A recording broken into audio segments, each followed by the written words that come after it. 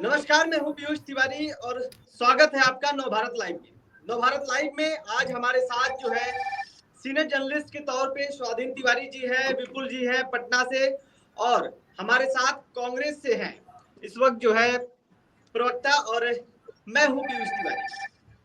ये हमारा hot topic का शो रोजाना जाता है बिहार के अलग अलग मुद्दों पर, लेकिन आज जो हमारा मुद्दा है वो मुद्दा बेहद ही अलग है, क्योंकि जिस प्रकार से बीते दिनों हमने देखा कि चिराग पासवान का जो एनडीए पर निशाना था आपराधिक घटनाओं को लेकर, चिराग कह रहे हैं कि मुझे इस बात का दुख होता है कि मैं ऐसे सरकार को समर्थन कर रहा हूं जहां पर अपराध पूरे तरीके से बेलगाम हो। सबसे पहले सर क्या कहना चाहेंगे, आप कांग्रेस से हैं, क्या लग रहा है ये आपसी फूट है?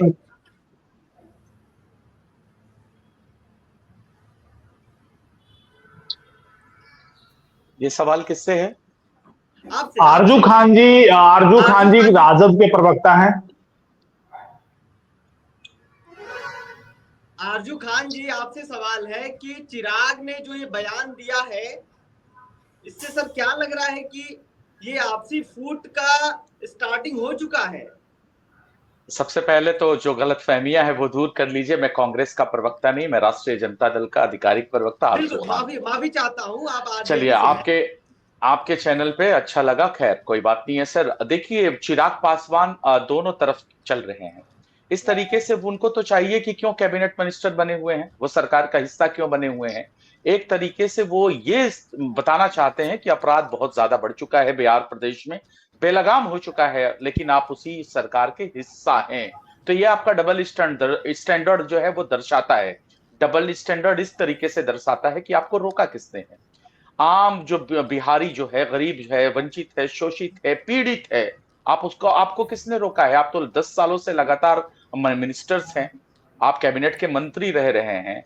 तो आपको होता क्या है ना, हकीकत यह है कि आप चिराग पासवान को इलेक्शन के वक्त में बिहार में एक साइबेरियन पंछी से ज्यादा नहीं समझ सकते हैं। जब जब चुनाव आता है बिहार प्रदेश में, साइबेरियन पंछी की तरह उनको बिहारियों की और बिहार की याद आती है। दूसरी तरफ वो सरकार का हिस्सा भी हैं और एक तरीके से एक ढोंग भी दिखाते हैं कि बहुत ज्यादा गलत हो रहा है। हम कह रहे हैं कि गलत आपके सरकार में हो रहा है, आप इसकी जवाबदेही दीजिए। ये कहने से आपका पल्ला नहीं झाड़ा जाएगा। मैं यही कह सकता हूं कि एक ही सिक्के के दो पहलू हैं। एक तरीके से जो आम बिहारी है, जो आम आवाम है, जो गरीब है, जो वंचित है, जो शोषित है, उसके सेंटीमेंट, उसके जज्बात से खेलना चाहते हैं, और दूसरी तरफ केंद्र में बने हुए भी रहना चाहते हैं। उनको अपनी गद्दी प्यारी है, और जब जब चुनाव आता है उनको बिहार की याद आ जाती है। चुनाव खत्म होता है, वो साइबेरियन पंछी की तरफ फिर दिल्ली के लिए शिफ्ट हो जाते हैं। इससे ज्यादा मैं कुछ नहीं कह सकता हूं।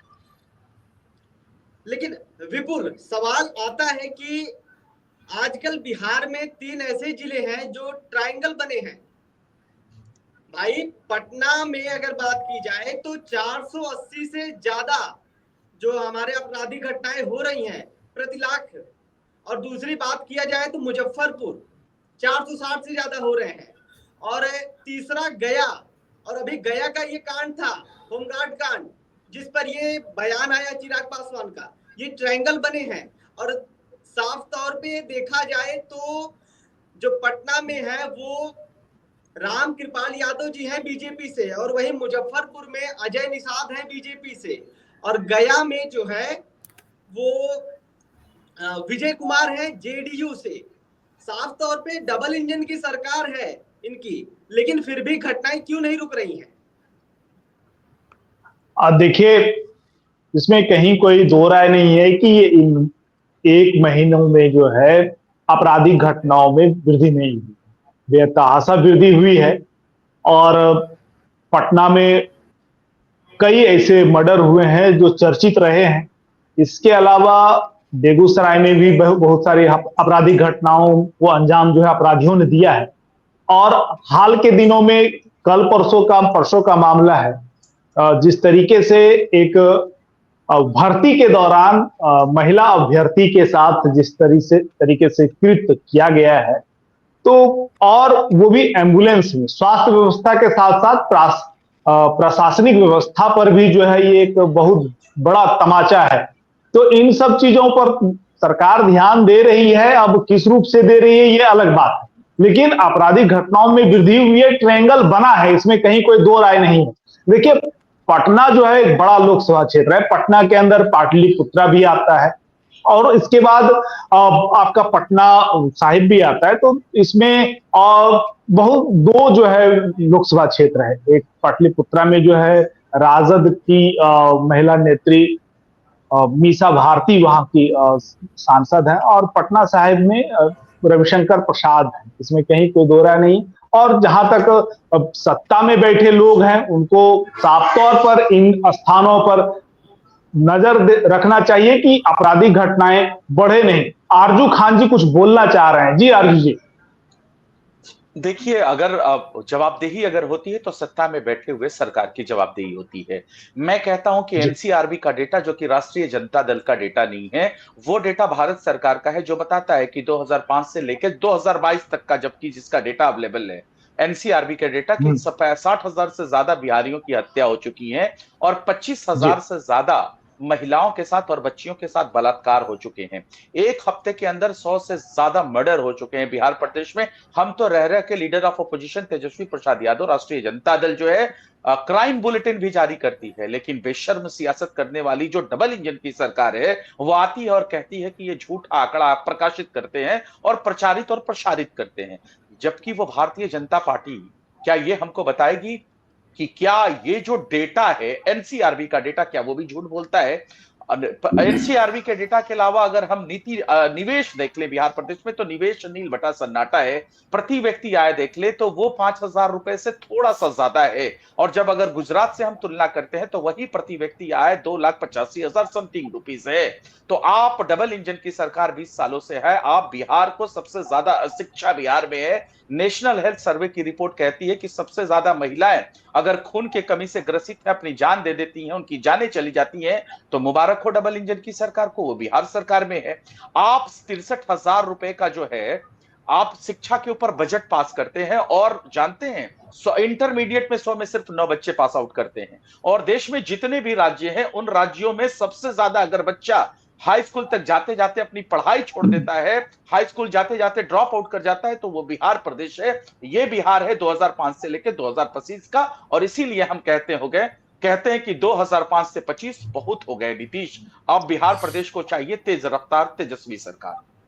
बिल्कुल। आरजू खान जी, एक सवाल आरजू खान जी से मेरा एक सवाल होगा। डेटा जब देखा तो एलजेपी के 2 सीटों पर जो टॉप 10 में आ रहे हैं, वैशाली और समस्तीपुर में जो घटनाएं ये टॉप 10 में है। चिराग पासवान एक तरफ आरोप लगाते हैं कि मैं एनडीए को समर्थन दे रहा हूं, वहीं पे चिराग पासवान की पार्टी से वैशाली और समस्तीपुर के 2 सांसद के इलाके में ये घटनाएं होती है। तो क्या आखिर जिम्मेदार डबल इंजन की सरकार है कि आप लोगों का भी कुछ काम है? आपके सांसद अगर हैं आपके वहां पे, तो उनका भी कुछ काम तो है ना?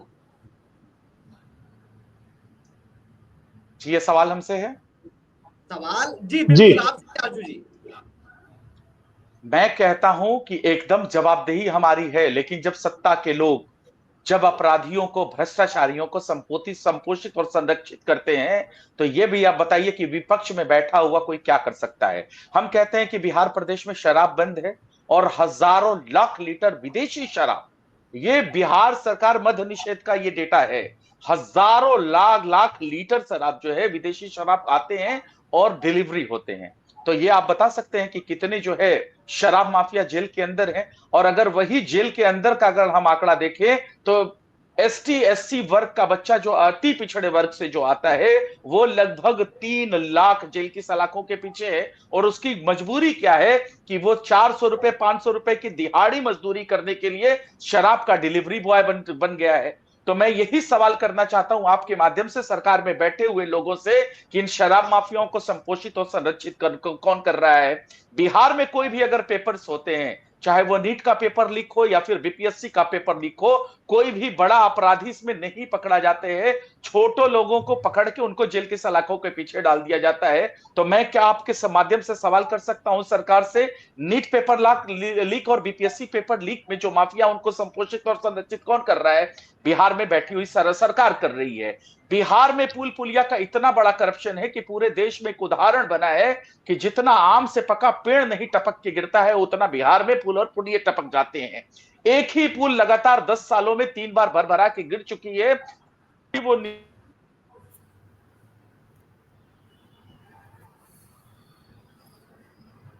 लगता है आरजू खान जी का नेटवर्क जो है चला गया है, कट ठीक गया। है, कोई नहीं। मैं देखिए यहाँ पे क्राइम केसेस की बात हो रही थी विपुल और सर, लेकिन मैं ये चीजें जनता को बताना चाहता हूँ कि एनसीआरबी के अकॉर्डिंग जनवरी से लेकर के जून तक अब तक कितने क्राइम केसेस हुए हैं। तो ये जो डेटा मैं आपके सामने प्रस्तुत कर रहा हूँ, ये एनडीए का डेटा है। एनडीए के सांसद टॉप 10 में है। बड़ी चौंकाने वाली बात है। आपको मैं दिखाना चाहता हूं कि ये जो डेटा आप देख रहे हैं, ये पटना, मुजफ्फरपुर और वहीं गया, ये तीनों ट्रायंगल बन चुका है। भाई आप देख रहे हैं कि पहले नंबर पे आपका पटना ही है, जहां पे 400 प्लस घटनाएं रोजाना हो रही हैं। और यहाँ के जो आपके सांसद हैं वो राम कृपाल यादव जी हैं बीजेपी से। दूसरे पे मुजफ्फरपुर है, तीसरे पे गया है और चौथे पर भोजपुर, पांचवें पर दरभंगा, छठवें पर सिवान और सातवें पर वैशाली, आठवें पर समस्तीपुर और नौवें पर बेगूसराय और 10वें पर पूर्णिया। देखिए पूर्णिया से संतोष कुमार जी भी हैं बीजेपी से। लेकिन सवाल ये है कि जिस प्रकार से घटनाएं हो रही हैं, भाई पटना में साइबर कांड है, चैन स्नैचिंग है, पारस हॉस्पिटल का कांड है, बड़ा कांड है। मुजफ्फरपुर की बात करें तो यौन शोषण, सामूहिक हिंसा, गया में डकैती और होमगार्ड कांड। स्वाधीन सर, आप क्या कहना चाहते हैं? लगातार अभी डबल इंजन की सरकार है, लोग कहते हैं कि कुछ बेहतर हो पाएगा, लेकिन बेहतर नहीं हो पा रहा है। आखिर अगर इस प्रकार से होगा, डबल इंजन की सरकार में इस प्रकार से क्राइम बढ़ रहे हैं, तो आखिर इसका निवारण कौन कर पाएगा? पीयूष, बड़ा गंभीर मुद्दा है और इस मुद्दे पर एक लाइन में एक विषय, कुछ लाइनों में ये बात नहीं हो सकती है। मैं 2-3 आपको स्पेसिफिक उदाहरण देता हूँ। जो आरजेडी के जो प्रवक्ता थे आरजू खान जी, जो वो कह रहे थे, उस सरकार से सवाल पूछ रहे थे नवभारत के माध्यम से, वो ये भूल जाते हैं कि अगर आजादी के बाद बिहार जब अस्तित्व में आया प्रदेश में, तो अगर बिहार पे सबसे बड़ा आरोप लगा है अभी तक, जो मेरी एक राजनीतिक समझ कहती है, तो 2 से 3 आरोप हैं। एक है जंगल राज का और करप्शन का, और दूसरी बात और भी बेरोजगारी का। ये तीनों ही आरोप, बेरोजगारी, जंगल राज जो भी आम जनता से जुड़ा हुआ है, और भ्रष्टाचार, ये तीनों ही मुद्दे आम जनता से ही कनेक्टेड होते हैं। और हैरानी की बात नहीं है, ये तीनों ही मुद्दे लालू यादव जी के शासनकाल से ही जुड़ते हैं। तो ये शायद आरजेडी के प्रवक्ता या आरजेडी के लोग भूल जाते हैं कि ये बातें क्यों देश में हुई हैं, क्यों देश में चर्चा में रही हैं। देखिए, जो आप लॉ एंड ऑर्डर की बात कर रहे हैं, जाहिर सी बात है बिहार भी आबादी के लिहाज से और जनसंख्या के लिहाज से कमोबेश देश का दूसरा या तीसरा सबसे बड़ा राज्य आता है। बिहार की भौगोलिक परिस्थितियां भी कुछ ऐसी बनती हैं जो लॉ एंड ऑर्डर को पूरी तरीके से मेंटेन करने पे मुश्किल होती हैं। आपको एक मैं उदाहरण दूं कि लॉ एंड ऑर्डर, जब भी आप बिहार को, अगर आप यूपी से बिहार की तुलना करेंगे, तो आप ये देखेंगे ये दोनों ही पड़ोसी राज्य हैं, और इन दोनों के अंदर बड़ी ही दिलचस्प समानता है कि जब यहाँ पर प्रादेशिक पार्टियां, जैसे बिहार में जेडीयू और आरजेडी है, वैसे ही यूपी में एक समय में समाजवादी पार्टी अभी भी अस्तित्व में काफी है और संगठित भी है। एक समय में बसपा का भी शासन हुआ करता था। जब कहा जाता है कि जब प्रादेशिक पार्टियां जब अस्तित्व में आती हैं, सरकार में आती हैं, तो ये तीनों जो मुद्दे होते हैं, जो करप्शन का मुद्दा होता है, जो भ्रष्टाचार का मुद्दा, जो करप्शन का मुद्दा होता है, जो बेरोजगारी का मुद्दा होता है, और जो लॉ एंड ऑर्डर का मुद्दा होता है, इन दोनों, ये जो प्रादेशिक पार्टियां होती हैं, इनकी प्राथमिकताओं में ये होता नहीं है। मैं आपको यूपी के उदाहरण से समझाऊं कि योगी आदित्यनाथ, भले ही मुख्यमंत्री के योगी आदित्यनाथ मतलब नरेंद्र मोदी की सुनामी में 2017 में जीत करके आए, ठीक है, उस समय ये कहा गया कि ये नरेंद्र मोदी की सुनामी है, ये बीजेपी कहीं ना कहीं ये सत्ता में आए। लेकिन आप ये सोचिए कि 2022 में कैसे आए। योगी आदित्यनाथ, 2022 का चुनाव तो बीजेपी ने योगी आदित्यनाथ के ही चेहरे पे लड़ा था, और उसके बाद जो सत्ता भी मिली बीजेपी को, कहीं ना कहीं योगी आदित्यनाथ के मुद्दे पे मिली, योगी आदित्यनाथ के चेहरे पे मिली। योगी आदित्यनाथ के व्यक्तित्व की अगर आप एक समीक्षा करेंगे तो आप क्या पाएंगे, और योगी आदित्यनाथ जिस पार्टी से जुड़ करके आते हैं उसकी समीक्षा करेंगे तो आप क्या पाएंगे। देखिए, बहुतायत स्तर पर योगी आदित्यनाथ और बीजेपी और इवन दैट कांग्रेस भी जहां पे राज्य में रही है, सत्ता में रही है, राष्ट्रीय राजनीतिक पार्टियों के पास एक व्यापक लेवल की मशीनरी होती है इन तीनों जनता से जुड़े मुद्दों को कंट्रोल करने के लिए। उनके पास और उन मशीनरी में मैं आपको साफ तौर पे बताऊं, उस मशीनरी में बहुत ज्यादा योगदान ब्यूरोक्रेसी का होता है। तो ये ऐसा नहीं है कि लॉ एंड ऑर्डर एक सरकार तय करती है, लॉ एंड ऑर्डर एक चेहरे पे मेंटेन होता है, लॉ एंड ऑर्डर ब्यूरोक्रेसी तय करती है। जैसे कि जब 2017 में योगी आदित्यनाथ सीएम की कुर्सी के लिए जब नामित किए गए, वो सरकार में भी नहीं आए थे, और सब जानते हैं कि यूपी में जो कॉलेजों के इर्द गिर्द जो मतलब मंचले टाइप के लड़के टहलते हैं, उनके लिए एक बाकायदे टास्क फोर्स बना दी गई। योगी आदित्यनाथ जब सरकार में नहीं आए थे, उसके पहले मतलब शायद उनकी पहली कैबिनेट भी नहीं हुई थी, उसके पहले ही बाकायदे जो इलीगल बूचड़खाने होते हैं उस पे तालाबंदी लगा दी गई। ये कौन से मुद्दे हैं? ये आम जनता से जुड़े मुद्दे हैं। तो आप ये समझने की कोशिश करिए कि एक चेहरा जो होता है, हाँ सर मैं आपकी बात कनेक्ट कर पा रहा हूं, लेकिन क्या बिहार में बात यह है कि नीतीश कुमार की कुर्सी खुद खतरे में है। बिहार में नीतीश की कुर्सी खुद खतरे में है भाई। नीतीश के विधायक बयान देते हैं कि अगर बीजेपी इनको नहीं बनाई मुख्यमंत्री तो ये जो है इंडिया गठबंधन को, महागठबंधन को समर्थन दे देंगे। तो यहाँ पे सर आपकी बात सही, मैं मान रहा हूँ कि ब्यूरोक्रेसी होनी चाहिए, लेकिन जब ब्यूरोक्रेट ही कह रहा है कि भाई मई और जुलाई के महीने में किसानों को कोई काम नहीं होता, इस वजह से ये मर्डर करते हैं, इस वजह से ये जो है क्राइम केसेस बढ़ रहे हैं, तो मैं उसी पे आ रहा था पीयूष। अच्छा किया आपने उस बयान को दोहरा दिया, मेरा कहने का सार वही था कि आप साफ तौर पे देखिए और ईमानदारी से आप खुद सोचिए। विपुल भी रहे, विपुल पटना से ही आते हैं, और विपुल ने एक से एक ब्यूरोक्रेट्स को देखा है। पटना की सड़कों पर ऐसे भी ब्यूरोक्रेट्स को देखा है कि मैं उनका नाम भूल रहा हूं, मनु महाराज कहे जाते थे कि जब तेजस्वी यादव ने कॉलर पकड़ लिया था एक समय में, मनु महाराज जब अपनी गाड़ियों से निकलते थे तो उनकी गाड़ियों की हूटर से लोग कहते हैं कि पटना पे लॉ एंड ऑर्डर मेंटेन हो जाया करता था। वो कैसे होता था? आप बिहार डीजीपी का जो आपने, डीजीपी नहीं माफ करता, शायद उनका मैं पदनाम भूल रहा हूं, आप उनके बयान को देखिए। उनका बयान पूरी से एक पुलिस और आईपीएस जैसे बड़े पद के व्यक्ति का नहीं लग रहा था, जो प्रबुद्ध माना जाता है, जो भावनात्मक बात नहीं करता। उनका बयान, उनका ये लहजा साफ तौर पे ये लग रहा था, उनकी पूरी प्रेस कॉन्फ्रेंस को अगर सुन लिया जाए दोहरा करके, तो साफ तौर पे लग रहा था कि ये बयान किसी राजनेता का है, किसी ब्यूरोक्रेट, टॉप लेवल के ब्यूरोक्रेट का नहीं है। तो ये क्यों बयान दिया गया? आपको आजादी कहां से मिली? बयान देने की आजादी कहां से मिली? बयान देने की आजादी मिली, नीतीश कुमार जी शारीरिक तौर पे इस समय असमर्थ है। देखिए, सीएम की कुर्सी पर कौन बैठा होता है, और लोकतंत्र में जिसे कहते हैं, राजतंत्र में जिसे कहते हैं राजा वजीर और जो सेना का एक कोएलिशन होता है ना, लोकतंत्र में भी वही होता है। सीएम की कुर्सी पर कौन बैठा है? ब्यूरोक्रेट रातों रात अपने काम करने के तरीके को बदल देते हैं। आप यकीन मान लीजिए, जो बिहार का बिल्कुल ज्यादा जानते होंगे, पटना से उधर जो ये यूपी से लगता हुआ हिस्सा आता है, जो पूर्वांचल से लगता है, उन जिलों के लोगों को अगर आप सुनेंगे ना, तो उन जिलों के लोग मांग करते हैं कि बिहार में अब योगी जैसा सीएम होना चाहिए। बिल्कुल विपुल, क्या आपको लगता है क्या पटना में ये चीजें हैं? नीतीश कुमार ब्यूरोक्रेट्स को नहीं जो है कंट्रोल कर पा रहे हैं।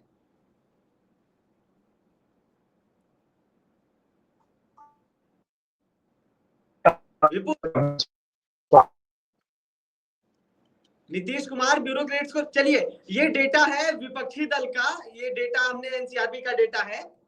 आप देखिए, विपक्षी दल के जो सांसद हैं उनमें जो प्रमुख जिले हैं और उसके अपराधों की मैं जिक्र किया इस डेटा में। आपको मैं बता दूं कि भाई देखिए, बिहार में विपक्षी दलों की भी गढ़ भी अपराध से अछूते नहीं है, क्योंकि किशनगंज से लेकर जहानाबाद तक, एआईएम से लेकर के वाम दल तक के सांसदों पर अपराध रोकने में नाकामी के सवाल उठ रहे हैं। जी पीयूष, एक बार सवाल दोहराएंगे? देख रहे ना भाई, जी मैं सुन। आपका किशनगंज जा रहा है और इसके जो सांसद हैं ये मोहम्मद जावेद हैं AIMIM के। दूसरे पर देखिए अनवर जी हैं RJD से। एक बार सवाल दोहराएंगे पीयूष, स्वाधीन सर से रिलेटेड जो सवाल था। हाँ विपुल, मैं क्या कह रहा हूं कि नीतीश कुमार क्या लगता है कि रूल नहीं करवा पा रहे हैं, ब्यूरोक्रेट्स को कंट्रोल में नहीं ले पा रहे हैं। देखिए, एक चीज मैं यहां पर स्पष्ट करना चाहता हूं कि जब बिहार विधानमंडल का मानसून सत्र चल रहा था उस दौरान आप मीडिया से, राजनेताओं से या फिर अन्य लोगों से सुन रहे होंगे कि ये अंतिम सत्र है। मतलब अंतिम सत्र कहने का यह अर्थ है कि ये सरकार का अंतिम सत्र है, सभी जगह आप सुन रहे होंगे। तो इस मैसेज को विपक्ष की पार्टियों ने ग्राउंड लेवल तक पहुंचा दिया, इसमें कहीं कोई दो राय नहीं है। अब मैं उसी से संबंधित एक जो आपका सवाल है कि क्या प्रशासनिक व्यवस्था नीतीश कुमार से संभल नहीं रहा है। देखिए, प्रशासनिक व्यवस्था नीतीश कुमार से संभल रहा है, इसमें कहीं कोई दो राय नहीं है। जिस तरीके से मुख्यमंत्री नीतीश कुमार गृह विभाग संभाले हुए हैं और कहीं भी कोई क्राइम होता है और उस पर अपडेट लेने का काम, या फिर मीडिया के सामने वो भले नहीं बोले कि भाई मुझको पता नहीं है, और लेकिन उनको पता रहता है कि कहां क्या हो रहा है। यहां पर यह मैं कहना चाहता हूं कि मुख्यमंत्री नीतीश कुमार कुछ ऐसे ब्यूरोक्रेट्स हैं जिससे उनकी बनती है और वो चलाते हैं, यह भी एक मामला है, इसमें कहीं कोई दो राय नहीं है। अब ब्यूरोक्रेट्स उन तक वो सूचना पहुंचाएगा तभी वो कुछ निर्णय ले पाएंगे। जब तक उनके पास सूचनाएं जाएगी नहीं तब तक वो कुछ निर्णय नहीं ले पाएंगे। तो ये महत्वपूर्ण चीजें होती है। अगर अपराध से संबंधित कहीं कोई घटनाएं होती है तो ब्यूरोक्रेट्स ये चाहते हैं कि हम लोग अपने मिल करके जो है ये जो मामला है इसको रफा दफा कर दें या फिर इसको सही कर दें और जो न्याय है, न्याय संगत जो बातें हैं वो कर दें। लेकिन जब मामला बढ़ जाता है, जिस तरीके से अपराध की घटनाओं में वृद्धि हुई है, तो साफ तौर पर ये जो बात जो जाएगी अंतोगत्वा वो मुख्यमंत्री पर ही जाएगी, इसमें कहीं कोई दो राय नहीं है। जैसे स्वाधीन सर ने बोला कि अगर चेहरा अगर मजबूत हो और वो सजग हो तो इसमें कहीं कोई दो राय नहीं है। योगी आदित्यनाथ का जब बात आता है तो यूपी में जिस तरीके से आपराधिक गतिविधियां पहले थी वो अब बहुत कम हो गई। सर ने साफ तौर पर सही बोला है कि जिस तरीके से यूपी से सटे हुए जो जिले हैं, गोपालगंज हो गए, बक्सर हो गए, आरा हो गए, सीतामढ़ी, ये सब जिला, और खास करके वहां के लोग पटना आने से वो बेहतर समझते हैं कि वो गोरखपुर चले जाए। पटना में भी स्वास्थ्य व्यवस्था को लेकर के बहुत सारे इंतजाम सरकार ने किए हैं, लेकिन उधर के लोग क्या करते हैं, वो गोरखपुर की ओर अपना रुख करते हैं। कारण क्या है? क्योंकि बिहार में जिस तरीके से उनको व्यवस्थाएं मिलनी चाहिए वो व्यवस्थाएं नहीं मिलती है, तभी वो गोरखपुर जाते हैं। और ये मांग तो जो है धीरे धीरे हो ही रही है कि योगी आदित्यनाथ जैसा कोई बिहार में मुख्यमंत्री बने और जो कि बिहार में आपराधिक गतिविधियों पर लगाम लगाए। लगाम लगाने के साथ साथ जो भ्रष्टाचार के जो विषय हैं, जो आपराधिक घटनाएं हो रही उसको लगाम लगाने में एकदम दृढ़ता जो है दिखाए, ये एकदम स्पष्ट है। और इसी को जो है विपक्ष भुनाने में लगा है कि लगातार 2005 से 2025 तक मुख्यमंत्री के तौर पर नीतीश कुमार रहे हैं, और इस विषय को लेकर के क्योंकि इलेक्शन का समय है और इलेक्शन के समय में सत्ता पक्ष का ये आरोप आता है या फिर और भी अन्य लोगों का ये कहना आता है कि इलेक्शन के समय में अपराध बढ़ जाते हैं। अपराध कैसे बढ़ेंगे इलेक्शन के समय? 2005 से जब मुख्यमंत्री नीतीश कुमार थे 2010 में क्यों नहीं बढ़े? 2010 से 15 तक थे तो 15 में क्यों नहीं बढ़े? 15 से लेकर के जब 20 तक थे तो 20 में क्यों नहीं बढ़े? आपराधिक गतिविधियां ठीक है थोड़ा बहुत बढ़ती हैं, लेकिन इस तरीके से बढ़ना, यह आपराधिक जो गतिविधि बढ़ी है, इस पे तो प्रश्न चिन्ह उठता ही उठता है। और एक मांग जो है, देखिए 20 साल का समय एक लंबा समय नहीं होता है, और विपक्ष ने 2-3 चीजों को लेकर के अपना स्टैंड क्लियर रखा है। एक तो मुख्यमंत्री नीतीश कुमार के स्वास्थ्य, और मुख्यमंत्री नीतीश कुमार के स्वास्थ्य के साथ साथ 20 साल का जो लंबा कार्यकाल मुख्यमंत्री का रहा है, उसको निशाने पर लेते हुए, और जो केंद्र में और राज्य में जो एनडीए की जो सरकार है, गठजोड़ की सरकार रहने के बावजूद यहां पर आपराधिक घटनाएं बढ़ रही हैं। खासकर जो रोजगार के जो विषय हैं वो प्रमुखता से उठाए जा रहे हैं। पलायन का जो विषय है, आप जब आप देखे होंगे, जब कोरोना का समय था, बिहार के लोग भारत के कई शहरों से पैदल आए हैं बिहार, और यहां पर कई प्रकार की योजनाएं जो है मुख्यमंत्री नीतीश कुमार ने चलाने का काम किया, लेकिन वो योजनाएं धरातल पर पहुंच नहीं पाई। इसी कारण से जो बिहारी जो थे वो फिर मुंबई का रुख करते हैं, दिल्ली का रुख करते हैं, कोलकाता का रुख करते हैं, बेंगलोर का रुख करते हैं। तो पलायन सबसे बड़ा मुद्दा है, बेरोजगारी सबसे बड़ा मुद्दा है, और मुख्यमंत्री नीतीश कुमार का लोकतांत्रिक व्यवस्था में 20 साल तक रहना, ये जो विपक्षी पार्टियां हैं इसको इस जो मजबूत एक लंबा जो कार्यकाल है, इस लंबे कार्यकाल को विराम लगाने के लिए भरपूर कोशिश कर रही है। जी पीयूष। विपुल मुद्दाएं तो बहुत है, मुद्दों पे हम चर्चा कर लेंगे, लेकिन अभी पहले नीतीश कुमार पे चर्चा करते हैं। भाई, बिहार कांग्रेस के पेज से 26 जुलाई को एक ट्वीट किया जाता है।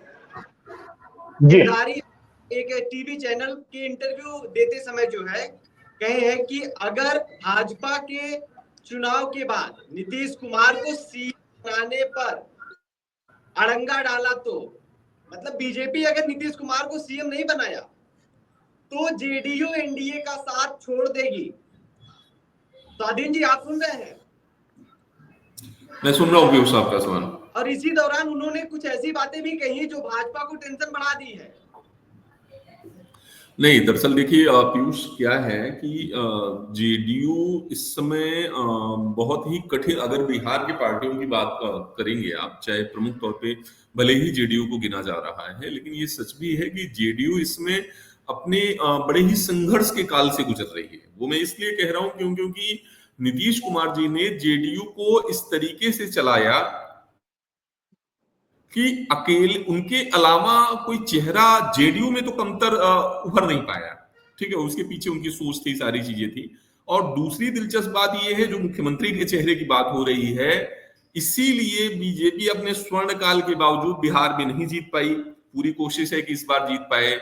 इसीलिए जब लालू जी सत्ता से बाहर होते हैं तो कोई और चेहरा नहीं आ पाया, वो चेहरा नीतीश कुमार ही था जो सीएम की कुर्सी पर काबिज हुआ। देखिए, हर व्यक्ति का हो या किसी पार्टी का हो, उदय और एक बहुत ही अच्छा काल चलता है। इस समय जेडीयू अपने अस्तित्व के संकट की वजह है नीतीश कुमार। इस समय नीतीश कुमार जी के मुख्य पद से हटने और रहने की बात हो रही, उसकी एक ही वजह है कि नीतीश कुमार बिहार की राजनीति के वो चाणक्य तो नहीं कहा जाएगा, क्योंकि चाणक्य के बारे में कई बातें कही जाती हैं, लेकिन बिहार की राजनीति के वो किरदार हैं जिनको मालूम है कि सीएम की कुर्सी पर कैसे हुआ जाता है। और उसके विपुल अभी अपनी बातचीत में जो जिक्र कर रहे थे कि 5 से 6 ब्यूरोक्रेट पे भरोसा होना, सारी चीजें, नीतीश कुमार जी के बारे में और भी कई दिलचस्प बातें कही जाती है। उसमें यह भी कहा जाता है कि नीतीश कुमार जी जिस पे भरोसा कर लेते हैं उस पर आंख मूंद करके भरोसा करते हैं। अगर नीतीश कुमार जी की आंखों में जो खटक जाता है तो पूरी तरीके से खटक जाता है। नीतीश कुमार जी के बारे में दिलचस्प बात बताऊं, उन्होंने, बिहार इकलौता ऐसा प्रदेश है जहां पे बीजेपी जैसी राष्ट्रीय पार्टी है, जहां पे कांग्रेस जैसी आजादी के पहले की पार्टी है, जहां पे लालू यादव की करिश्माई पार्टी है, लेकिन सबके लिए मजबूरी कौन है? भले पलटू राम कहे, कोई कुछ भी कहे, लेकिन सबके लिए मजबूरी है नीतीश कुमार। कैसे हैं? उन्होंने कम से कम पटना के लेवल पर अपने आप को इतना बेहतर सेट करके रखा है। मैं एक एग्जांपल दूं, उसके साथ मैं अपनी बात को खत्म करूंगा कि पटना के सीनियर जर्नलिस्ट बताते हैं, बिहार ग्रामीण आबादी का प्रदेश है जहां पे अखबार को बहुत प्रमुखता दी जाती है। डिजिटल का कोई भी हुआ हो, सारी चीजें हो, लेकिन सब जानते हैं कि अखबार प्रमुख माना जाता है। एक बड़े प्रमुख अखबार के पॉलिटिकल एडिटर हैं, उन्होंने मुझे कुछ समय पहले बताया कि जब यही नीतीश कुमार जी पूरी तरीके से अपने रौब में हुआ करते थे, तो रात को 9:30 बजे के आसपास हर कैबिनेट मिनिस्टर की, जो नीतीश कुमार जी के वफादार होते थे, उनको जिम्मेदारी दी जाती थी कि जरा पॉलिटिकल एडिटर से या एडिटर से फोन करके हालचाल ले लो कि हाँ भैया हेडलाइन क्या लगी है। मीडिया मैनेजमेंट, मोदी मीडिया, फलाना मीडिया, हम लोग बहुत पहले से सुन रहे हैं, लेकिन नीतीश कुमार जी के बारे में ये बात तो किसी ने आज तक नहीं सुनी। ये है नीतीश कुमार। नीतीश कुमार जी उस तरीके से काम करते हैं कि दाएं हाथ से काम करते हैं तो उसी हाथ की एक अंगुली को खबर नहीं होती। ठीक है, चूंकि उनका स्वास्थ्य उनको साथ नहीं दे रहा है, और भी कई सारी वजहें हैं। इस वजह से नीतीश, अब जेडीयू के जो नेता बयान दे रहे हैं वो इसीलिए दे रहे हैं कि नीतीश कुमार के बाद कोई एक ऐसा नेता फिलहाल जेडीयू में नहीं है जो पार्टी को पूरी तरीके से उस तरीके से चलाए जैसे नीतीश कुमार जी चलाते थे। तो जेडीयू के लिए संघर्ष का काल है। मैं अपनी इसी बात के साथ आपके सवाल का वो विराम देता हूं। माफी चाहता हूं, समय का अभाव है, इसलिए मैं इस लाइव चैट को मजबूरी के साथ छोड़ रहा हूं। ठीक है, कोई नहीं, ठीक है, बहुत बहुत धन्यवाद सर आपका, आप हमारे साथ समय साझा किए। विपुल, सवाल आपसे है। सर ने कहा कि नीतीश मजबूरी बन चुके हैं भाई, लेकिन इस बार जो है नीतीश के लिए दरवाजे बंद कर दी है इंडिया महागठबंधन। एक्स पर ट्वीट किया जाता है कि सांसद जी ऐसी नौबत नहीं आएगी। ये मैं जो गिरधारी यादव के बयान था, उस बयान को ट्वीट किया गया था इस शब्द के साथ कि सांसद जी अब ऐसी नौबत नहीं आएगी, क्योंकि बिहार अब बदलाव की राह पर है।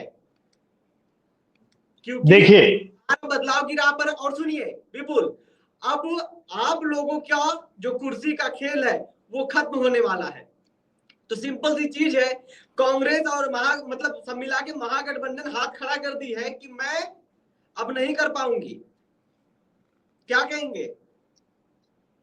देखिए, एक दो चीज मैं उससे पहले बोलना चाहता हूं, स्वाधीन सर ने जो बोला उसमें कुछ ऐड करना चाहता हूं। मुख्यमंत्री नीतीश कुमार जेडीयू में ही नहीं बल्कि भाजपा में भी किसी को चेहरा नहीं बनने दिया। आपको याद होगा कि जब मुख्यमंत्री नीतीश कुमार पद पर बैठे, उनके साथ भाजपा में जब थे, वहां पर एक प्रमुख चेहरा मैं आपको बताना चाहता हूं, सुशील कुमार मोदी, प्रमुख राजनेताओं में से एक थे।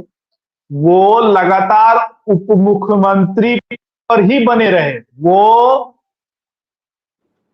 मुख्यमंत्री के चेहरे पर वो कभी नहीं आ पाए, चाहे वो सत्ता में है, चाहे वो कई बार, एक दो बार ऐसा हुआ है कि जब भाजपा जेडीयू को छोड़ करके, मुख्यमंत्री नीतीश कुमार को छोड़ करके अलग लड़ी है, तो मुख्यमंत्री नीतीश में भी जो है लगातार 20 सालों तक किसी को उस लायक बनाने का प्रयास नहीं किया कि अगर हम इस कुर्सी से हटते हैं तो हमारे पार्टी के, हमारे गठबंधन की पार्टियों के कौन से ऐसे नेता इस कुर्सी पर बैठेंगे। तो ये तो उन्हीं के लिए सबसे बड़ा प्रश्न चिन्ह है और उन्हीं के लिए एक सिरदर्द है ये। हालांकि भाजपा लगातार अपने आप को इन सब चीजों से अलग रखने का प्रयास करती है, लेकिन जब वो कार्यकाल देखेंगे, सुशील मोदी जो मुख्यमंत्री रहे हैं, दिवंगत हो गए हैं, तो उस समय तक किसी को जो है चेहरा बनने नहीं दिया गया। अब भाजपा में लगातार सम्राट चौधरी हो, दिलीप जायसवाल हो, गिरिराज सिंह हो, इन सब नामों की चर्चा होती है, क्योंकि जब मुख्यमंत्री नीतीश कुमार इधर से उधर होते हैं तो कुछ ना कुछ परिवर्तन होता है, कुछ नेता बागी निकलते हैं, कुछ नेता बढ़ चढ़ करके बयान देते हैं। एक जो आपका सवाल था कि गिरधारी यादव का जो बयान आया है, इसमें आपको मैं याद दिलाना चाहता हूं कि देश के गृह मंत्री अमित शाह ने एक बयान दिया था कि मुख्यमंत्री नीतीश कुमार के लिए दरवाजे बंद कर दिए गए हैं भाजपा में। दरवाजे खोले गए फिर, क्योंकि राजनीति में कोई दरवाजा ना तो बंद होता है ना तो खुलता है। जो आते हैं सभी को साथ लेकर के चलने की परंपरा रहती है। तो ये कहना और ट्वीट करना कि दरवाजा बंद हो जाएगा, तो इसमें संशय है। हाँ, अब महागठबंधन इसलिए इस तरीके के बयान जारी कर रहे हैं, महागठबंधन के नेता, चाहे वो कांग्रेस हो चाहे राजद हो, क्योंकि वो जान रहे हैं 2025 का जो चुनाव है वो कैसा रहेगा। 2025 का जो चुनाव है वो किसके पक्ष में होगा। ग्राउंड लेवल तक जो है कई सर्वे हो चुके हैं, चाहे वो भाजपा के तरफ से हो, चाहे राजद के तरफ से हो, चाहे प्रशांत किशोर के तरफ से हो। सभी ने अपने अपने स्तर से धरातल स्तर तक सर्वे करा लिया है कि क्या स्थिति होने वाली है। अब भाजपा इसमें आगे है। मुख्यमंत्री नीतीश कुमार को उधर होते रहते हैं, मैं उन शब्दों का प्रयोग नहीं करना चाहता हूं क्योंकि वो हम लोगों के लिए नहीं है, वो राजनेताओं के लिए है। तो दल बदलने की जो गठबंधन बदलने की, दल नहीं गठबंधन बदलने की जो प्रक्रिया है वो राजनीति में चलते रहती है, दल बदलने। और मुख्यमंत्री नीतीश कुमार इस बार एनडीए के चेहरा हैं, इसमें दो राय नहीं है, क्योंकि डंके की चोट पर भाजपा की ओर से भी बोला जाता है, लेकिन अंदर खाने बहुत कुछ है। क्योंकि ये बात इसलिए उठती है, भाजपा को एक कसक है कि इतनी बड़ी पार्टी हो करके मेरा कोई भी मुख्यमंत्री बिहार में अब तक नहीं बन पाया है। नेशनल लेवल दुनिया की सबसे बड़ी पार्टी कहती है, जब उनका कोई कार्यक्रम होता है, स्थापना दिवस होता है, वो कहती है कि दुनिया की सबसे बड़ी पार्टी भारतीय जनता पार्टी है। लेकिन बिहार में मुख्यमंत्री नीतीश कुमार के सामने नतमस्तक हो जाते हैं उनके राजनेता। ये कसक जो है, अब मैं ये कहना चाहता हूं, दावे के साथ कहना चाहता हूं कि जो ऊपर के जो नेता हैं उनका बयान आप अलग सुन रहे होंगे, लेकिन जो धरातल के जो कार्यकर्ता हैं, जो नेता हैं, उसमें एक कसक है कि 75 सीट जीतने के बाद भी हम उस पद पर नहीं है जिस पद पर भारतीय जनता पार्टी के नेताओं को रहना चाहिए। इसीलिए ये कहा जा सकता है कि अगर खुदा न खास्ता अगर कहीं कोई समीकरण बना, और बनने की तो उम्मीद नहीं है, लेकिन अब राजनीति में क्या हो सकता है इसकी कहीं कोई व्याख्या नहीं है, ये कोई निश्चित नहीं है। अगर चिराग पासवान बागी निकल जाएंगे, मुख्यमंत्री नीतीश कुमार को एनडीए बागी इसलिए निकलेंगे, चिराग पासवान की बात जब आती है तो बागी इसलिए निकलेंगे क्योंकि वो 100 से ज्यादा सीट, 135 सीटों से ज्यादा पर जो है उन्होंने चुनाव लड़ा, और उनकी मांग जो है रही है कि वो अधिक से अधिक सीटें बिहार के चुनाव में, इस बार के विधानसभा चुनाव में जो है गठबंधन के साथ लड़ने के दौरान उनको मिले। जब वो नहीं मिलता है उनको तो वो अकेले लड़ेंगे, इसमें कहीं कोई दो राय नहीं है। वो 2020 में भी बागी हुए थे, और इस बार भी जिस तरीके से उनके नेताओं का, उनका बयान अपराध को लेकर के या फिर और भी बिहार में जो घटनाक्रम हो रहे हैं उसको लेकर के जब आ रहे हैं, तो जब चिराग पासवान को जब ये लोग संभाल नहीं पाएंगे तो जरूर एनडीए में खटपट होगी।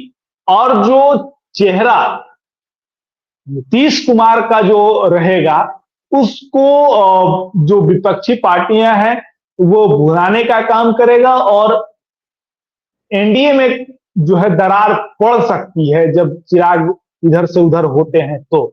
और इसी को लेकर के मैं ये बताना चाहता हूं कि जब राजद और कांग्रेस जो कह रही है कि नीतीश कुमार को हम अपने साथ नहीं ले सकते हैं, तो वो मजबूरी हो जाएगी लेना उनको। और जो समीकरण जो बनेंगे उस समय देखा जाएगा आगे क्या होता है।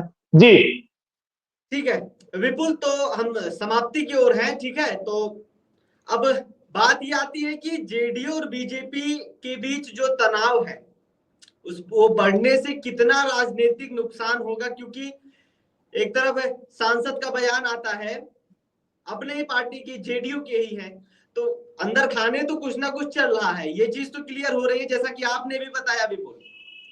और दूसरी चीज ये है कि अपराध दर जो चुनावी एजेंडा है वो बिल्कुल बना हुआ है, जिससे आरजेडी और कांग्रेस को भी फायदा मिल रहा है।